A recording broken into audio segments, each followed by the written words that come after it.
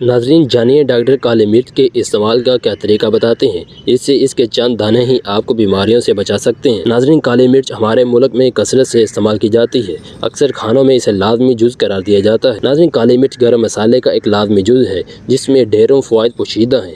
ناظرین ان کے چند فوائد اور استعمال آج ہم آپ کو بتائیں گے۔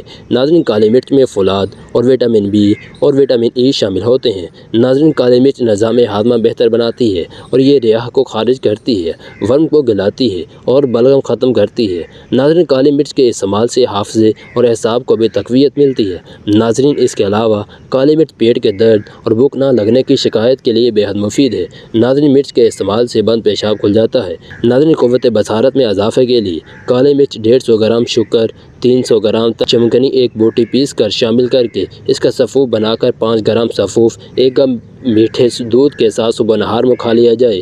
1 گھنٹے تک پانی نہ پیا جائے تو قوت بصارت بڑھ جائے گی۔ ناظرین کھانسی، دمہ اور سینے کا درد کے لیے نصف گرام کالی مرچ کا سفوف شہد کے ساتھ شامل کر کے چاٹنا مفید ہے۔ ناظرین معدے کی تقویت، ناظرین معدے کی تقویت، ہاضمے اور بھوک کی کمی دور کرنے کے لیے کالی مرچ، ہینگ اور سونٹ ہم وزن لے کر پیس لیں اور چنے کی برابر گولیاں بنا لیں۔ ایک گولی تینوں وقت کھانے کے بعد استعمال کریں۔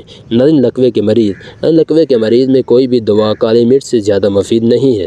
ناظرین کالی مرچوں کو باریک پیس کر زیتون کے تیل میں ملا کر متاثرہ مقام پر لیپ لگائیں۔ سینے کا درد دور کرنے اور پھیپھڑوں سے بلغم خارج کرنے کے لیے شہد میں کالی مرچ ملا کر چاٹنے سے فائدہ مند ہوتا ہے۔ یاد رہے کہ اس کا بہت زیادہ استعمال بھی صحت کے لیے ٹھیک نہیں ہوتا، کیونکہ اس کے زیادہ استعمال سے معدے کے السر کا خطرہ ہو جاتا ہے۔